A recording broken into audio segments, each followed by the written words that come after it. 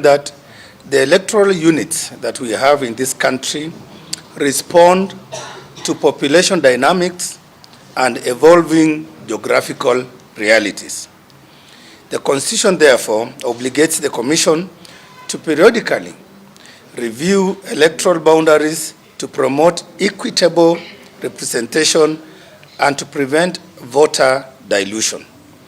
It is in that regard that the Commission is mandated to undertake these periodic reviews and delimitation of electoral boundaries in order to align population and, of course, the principles of representation in a democracy such as ours.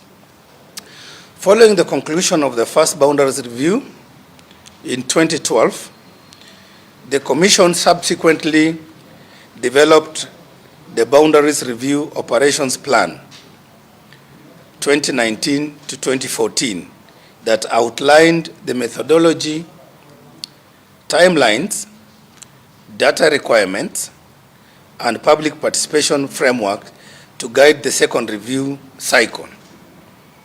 Consequently, significant preparatory work has been undertaken since 2019 to date. And this includes, of course, developing the strategy for the boundary review. As you know, it's a very complex issue. Situational undertaking, comprehensive situational analysis, pilot studies, acquisition of GIS and geolocation systems, training, and capacity development of IBC in order to undertake this complex and comprehensive exercise. However, despite the steps taken by the previous Commission towards undertaking comprehensive electoral boundary reviews, the process encountered serious constraints, which I believe you are aware of some of them. These constraints materially affected the pace and the timely completion of the boundary delimitation exercise. And as you are aware, we have already exceeded the constitutional timelines, which requires us to undertake the boundary delimitation between 8 to 12 years. So the last review was to be completed by March 2024, and those timelines have since passed. So we have outlined some of the constraints that have affected the boundary review process, and that's where we are. Absence of commissioners, as you are aware, after the previous commission left office in 2023 January, the IBC remained without commissioners from that moment up to 11th July 2025, when these new commissioners assumed office, which is barely 6 months ago. And therefore, in the absence of commissioners, the Secretariat alone had to pause some of those activities that required policy decisions and oversight by commissioners. For example, the boundary review operations plan that I've spoken about required the Commission to relook and to review, and in the absence of the commissioners, that policy paper could not have been extended. And of course, there were other activities that required policy directives. So that was one of the main constraints to the timely review of the boundaries, electoral boundaries. Number two, we also had a hurdle in the form of judicial invalidation of the census data of 2019. So there are active cases that have affected the validity of the census data for 14 out of 17 constituencies in the 3 counties of Garissa, Wajir, and Mandera.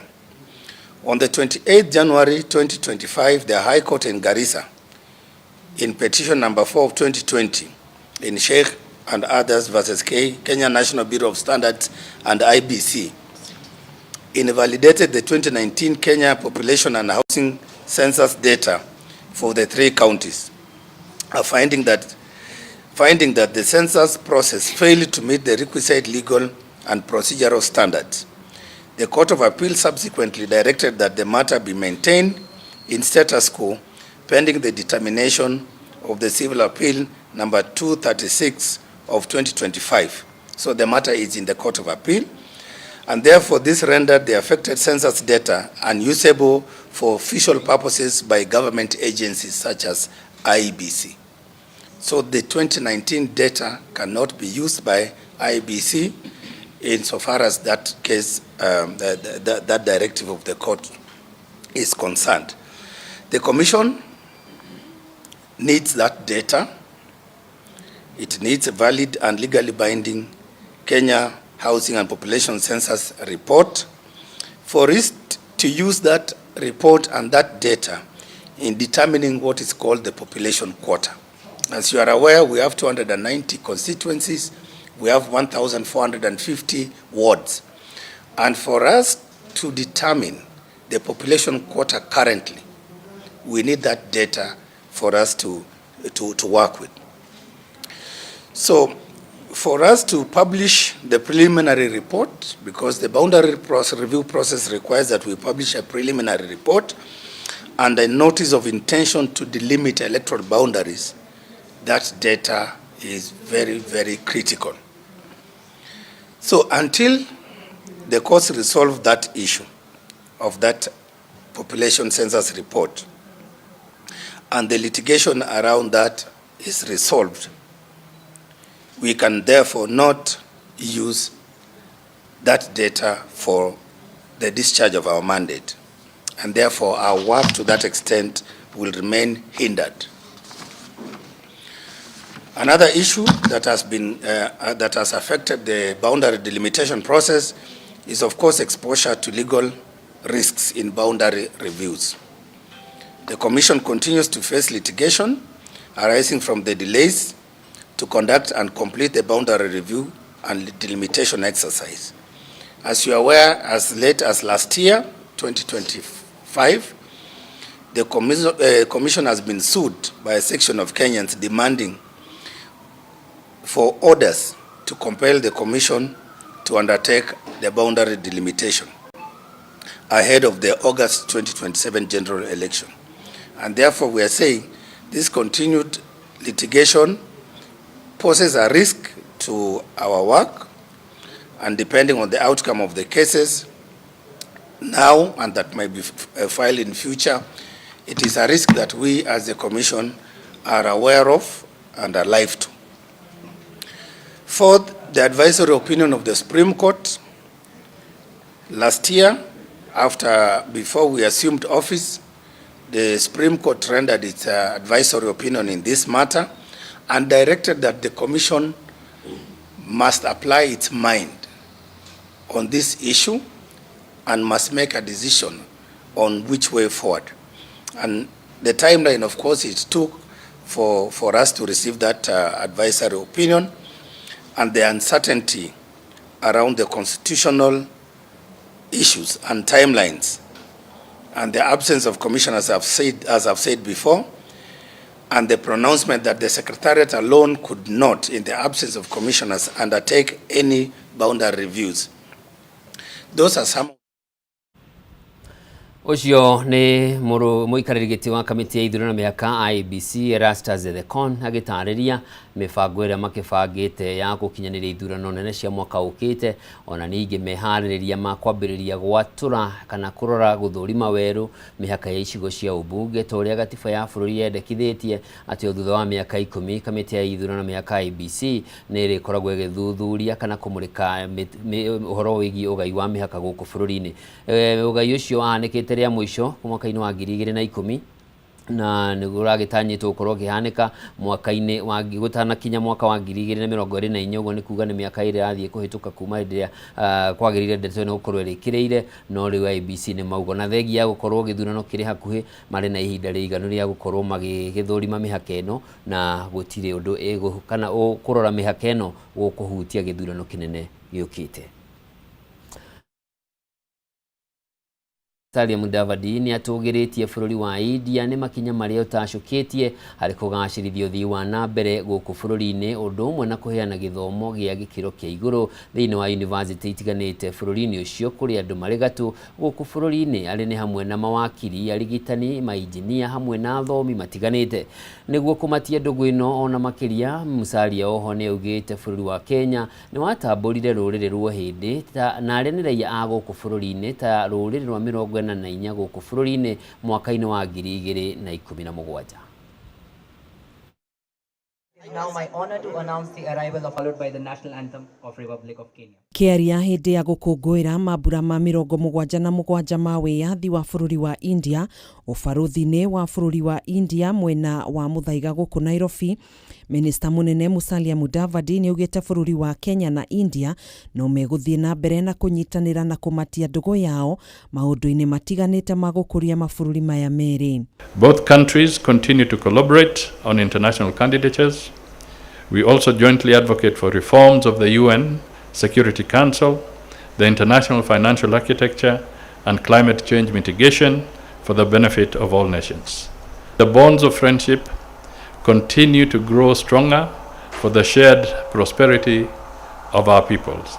Musalia oho nĩ augĩte bũrũri wa India nĩ ũteithĩrĩirie Kenya gũkũra maũndũ-inĩ matiganĩte arĩ hamwe na sekta ya ũkinyanĩria nĩyo ICT, kũheana mathomo kũrĩ aruti a wĩra thirikari rungu rwa tabarĩra ya ITEC. Kenya's skill development through training slots for civil servants under the Indian Technical and Economic Cooperation ITEC program, as well as scholarships for Kenyan students under the Indian Council for Cultural Relation program.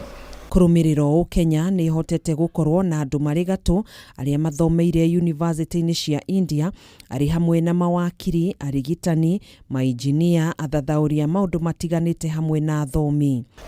In recognition of the long-standing Kenya-Indian relationship, Kenyans of Indian origin were formally recognized in July 2027 as Kenya's 44th tribe.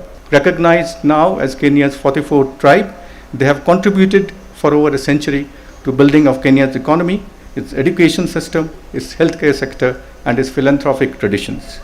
Whether in trade, industry, medicine, education, or social service. Ihinda-inĩ rĩu barũthi wa bũrũri wa India gũkũ bũrũri-inĩ Adarsh Swaika nĩ augĩte nĩ mahotete gũkinyanĩria ciĩranĩro ciao kũringana na gatiba ya bũrũri ũcio. Friends, at the heart of this remarkable partnership lies Kenya's vibrant Indian diaspora. From 5th and 6th generation Indian Kenyans to Indians who came in recent past. These people are not merely visitors or guests, but an integral part of this nation's story. Swaika nĩ augĩte no megũthiĩ na mbere na gũthimĩndĩra ndũgũ yao na bũrũri wa Kenya nĩguo kũgacĩrithia tabarĩra itiganĩte. The alignment between our development journeys offers a powerful basis for this partnership. Together, we can create growth that is inclusive, sustainable, and people-oriented.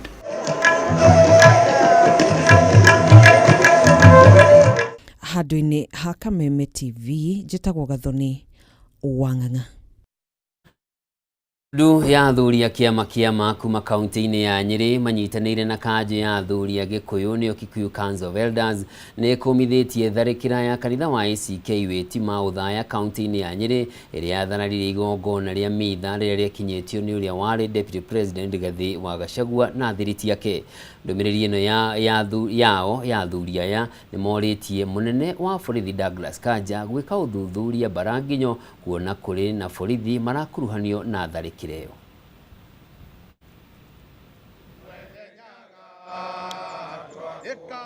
Turonire ciana cia ngenge ikĩhũrwo na ndogo mũki, atimia akũrũ, cionje, ithua, ona itumumu. Turona ndogo mũki ĩgĩikio thĩinĩ wa kanitha andũ mateharĩirie na matharaita o. Koguo kũrahũrirwo na thirikari ĩtĩkĩre kumĩra na tondũ nĩtũĩ nĩ gũtuĩria. Ĩtuĩrie nũ ũrekire ũguo tondũ andũ acio nĩ thirikari marathũkĩria rĩtwa. Ithuĩ athuri a kĩama nĩtũrutaga wĩra na thirikari ĩrĩa ĩrĩ kuo. Na tũtirĩ tũroiga atĩ thirikari nĩyo ĩrahũra andũ. kana erahurwo no tuiga giko kiu tutingenyitanira nakio na gikome mara moja ithuĩ tutihinde tukenda kuona undu ta ucio hindi ingi na ko ni uteti wikuo ucio ti uteti acio ni thu cia President Ruto. President Ruto arari o kanitha ya ACK ya guthaya hindi ingi na akirutira muingi muno wa guthaitha andu na andu makimuigua na akihuthira mahinya make na mbeca ciake nyingi muno na akithondeka ndugu na andu othaya. Acoka roka kabiru-ini akiarĩrĩria na akiaria na andu a Nyeri na magithondeka ndugu na andu a Nyeri. Acoka roka State Lodge aroka raria na andu a Mount Kenya na maramuigua. Just of a sudden mundu acoke kanitha-ini oro iyo president arathiete uthaya athi athugumire wira wa muthamaki wothe uria arutete wothe kura muthamaki arehoeire guku Nyeri kura acoketie ciake mwena wake ciothe irathugumirwo ni mundu ucio agitwa ni arateithia muthamaki ati kuhoya kura. Ningira kwira President Uhuru Ruto muthi ndimwire ati tho yaku iria nene mundu thina wa Mount Kenya ni ucio uratumite andu acio magaikia gangsters icio acio mararathaga andu ngari ciene mundu ena mucinga AK47 akoya ngari ciene ngari thukumire ni andu akaratha rio rikiaraga muthenya rikiaraga barabara ici borithi nio tuhanyukaga gwitu kwagia thina tuhanyukaga borithi na tuthiaga borithi na tugathie kanitha-ini tugeciria ati wagia thina wahanyuka kanitha-ini ni watuka sheltered kana wathie borithi mundu agukinyira. Na tukirora riboti ingi ni ati borithi mwena wa Arũai gĩcigo-inĩ kia Ubunge gia Kasarani gũkũ Nairobi ni marathire ekwĩrwo eri a ũici arĩa makoretwo makĩhĩtanwo nao kwa ihinda rĩa kiumia kĩmwe thutha wa gũtunyana mũcinga kũrĩ mũndũ ũrĩ na marũa ma gũkorwo na mũcinga. Kũringana na DCIO wa Arũai Henry Kinyua ũrĩa wĩkĩrĩte ndeto ĩno mũkonde ikuũ ici augĩte pistol ĩyo nĩ ĩraiyũkirio na buruburu 13.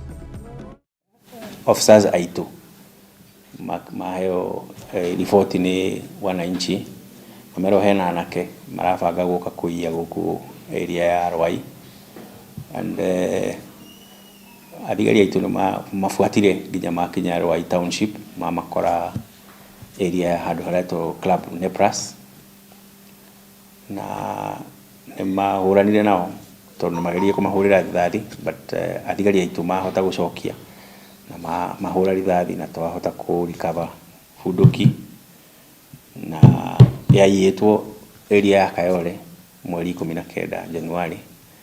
It's only wiki imwe na turahotire ni undu wa uteithio wa wananchi kutuhe information twahota ku recover na tweheria anake acio aria marathinia wananchi matirenda kuruta wira marenda kuria iria irimetwo na tukwira anake memenyerere muno na matige mitugo yo tondu tukuhurana nao nginya tu ensure ananchi maraikara na thayo matakugio ni anake acio.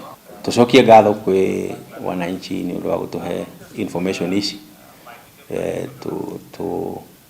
turacokia ngatho muno tondu mungiaga gutuhe information tutingihota kuruta wira. Polisi nawaambia na hapa ongera maana wamefanya kazi mzuri kwa kupata hao watu hapa na kuwamalizia. Mimi naitwa Coach Brian, natoka upande wa Arũai hapa. Leo nimejiona mambo mengine sijaiona. Mimi nashukuru sana makarao kufanyia kazi. Wafanya shughuli nyingine gwan sana. Wana kama majamba zimeona wakitupata kwa mbaya wanaweza tumaliza. So na mimi Kenya na pia naambia vijana ama youth kama sisi majamaa kula jasho yako. Acha za wenyewe. Na pia tupende kanisa hiyo tu. Ndio mimi naona hivyo. Jumanake naona after kupiga ridhe pia walikuwa na risasi kila mtu. riboti yo mwirĩrĩrie gũtũnengereria mweke wa gũikĩria ũhanini ndũgathiĩ kũraya nĩ ndĩracokereria.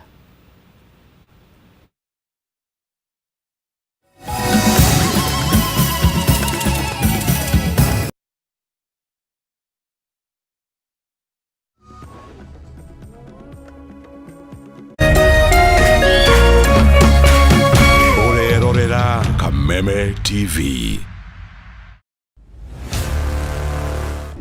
Kama invite yangu haikufika on time, but I'm glad to be here anyway. She was my rival, my competitor. We need to shut this business down. Hii biashara ndo kila kitu kwenye hii familia, nikufe ama nisikufe. Kama mbaya, mbaya. Wewe ni mnoma sana. One truth can break everything. Sit tight.